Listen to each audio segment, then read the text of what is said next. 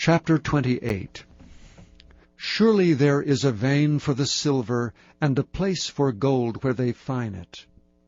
Iron is taken out of the earth, and brass is molten out of the stone.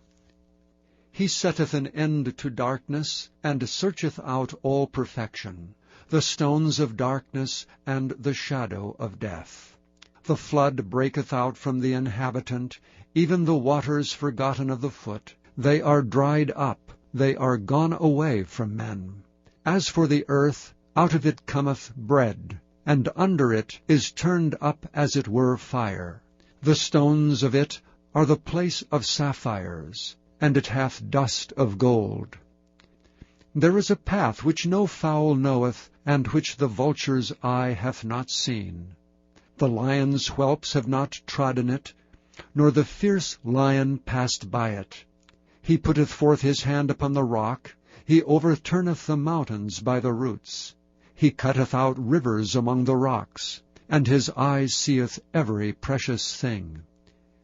He bindeth the floods from overflowing, and the thing that is hid bringeth he forth to the light. But where shall wisdom be found? And where is the place of understanding? Man knoweth not the price thereof, neither is it found in the land of the living. The depth saith, It is not in me, and the sea saith, It is not with me. It cannot be gotten for gold, neither shall silver be weighed for the price thereof.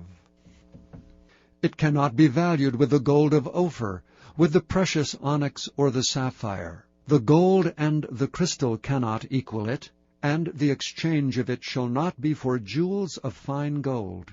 No mention shall be made of coral or of pearls, for the price of wisdom is above rubies. The topaz of Ethiopia shall not equal it, neither shall it be valued with pure gold. Whence then cometh wisdom? And where is the place of understanding? Seeing it is hid from the eyes of all living, and kept close from the fowls of the air. Destruction and death say, We have heard the fame thereof with our ears. God understandeth the way thereof, and he knoweth the place thereof. For he looketh to the ends of the earth, and seeth under the whole heaven, to make the weight for the winds, and he weigheth the waters by measure. When he made a decree for the rain, and a way for the lightning of thunder, then did he see it, and declare it. He prepared it, yea, and searched it out. And unto man he said, Behold, the fear of the Lord, that is wisdom, and to depart from evil is understanding. Chapter 29. Moreover Job continued his parable and said, O that I were as in months past, as in the days when God preserved me, when his candle shined upon my head, and when by his light I walked through darkness. As I was in the days of my youth, when the secret of God was upon my tabernacle, when the Almighty was yet with me, when my children were about me, when I washed my steps with butter, and the rock poured me out rivers of oil, when I went out to the gate through the city, when I prepared my seat in the street. The young men saw me, and hid themselves, and the aged arose and stood up. The princes refrained talking, and laid their hand on their mouth. The nobles held their peace, and their tongue cleaved to the roof of their mouth. When the ear heard me, then it blessed me, and when the eye saw me, it gave witness to me, because I delivered the poor that cried, and the fatherless, and him that had none to help him. The blessing of him that was ready to perish came upon me, and I caused the widow's heart to sing for joy. I put on righteousness, and it clothed me. My judgment was as a robe and a diadem.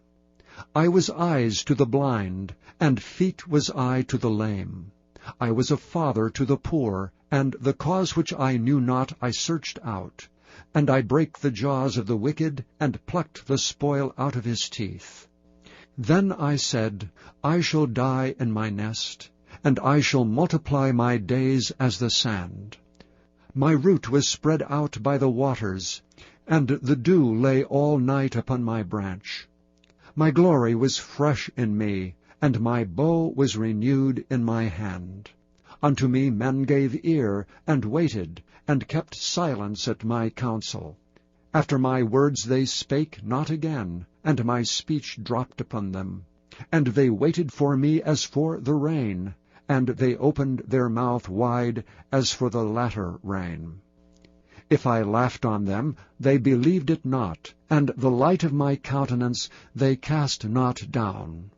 I chose out their way, and sat chief, and dwelt as a king in the army, as one that comforteth the mourners. Chapter 30.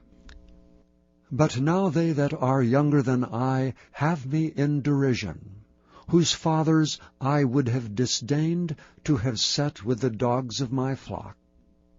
Yea, whereto might the strength of their hands profit me, in whom old age was perished? For want and famine they were solitary, fleeing into the wilderness in former time desolate and waste, who cut up mallows by the bushes, and juniper roots for their meat.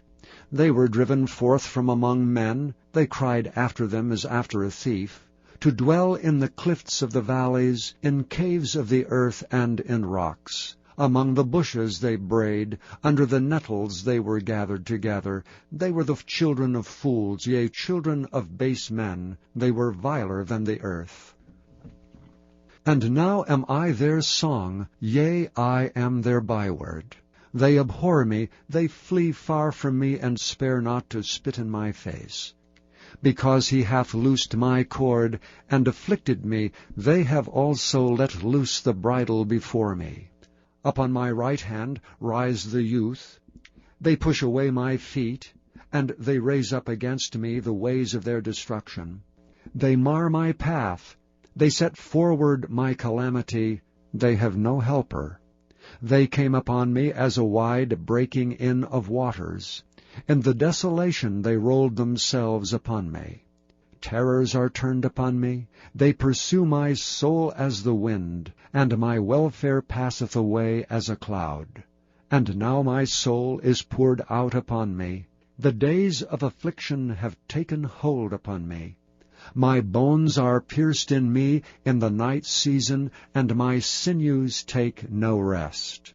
By the great force of my disease is my garment changed. It bindeth me about as the collar of my coat. He hath cast me into the mire, and I am become like dust and ashes. I cry unto thee, and thou dost not hear me. I stand up, and thou regardest me not. Thou art become cruel to me. With thy strong hand thou opposest thyself against me. Thou liftest me up to the wind, thou causest me to ride upon it, and dissolvest my substance. For I know that thou wilt bring me to death, and to the house appointed for all living. Howbeit he will not stretch out his hand to the grave, though they cry in his destruction. Did not I weep for him that was in trouble? Was not my soul grieved for the poor? When I looked for good, then evil came unto me, and when I waited for light, there came darkness. My bowels boiled, and rested not. The days of affliction prevented me. I went mourning without the sun. I stood up, and I cried in the congregation. I am a brother to dragons, and a companion to owls. My skin is black upon me, and my bones are burned with heat. My harp also is turned to mourning, and my organ into the voice of them that weep.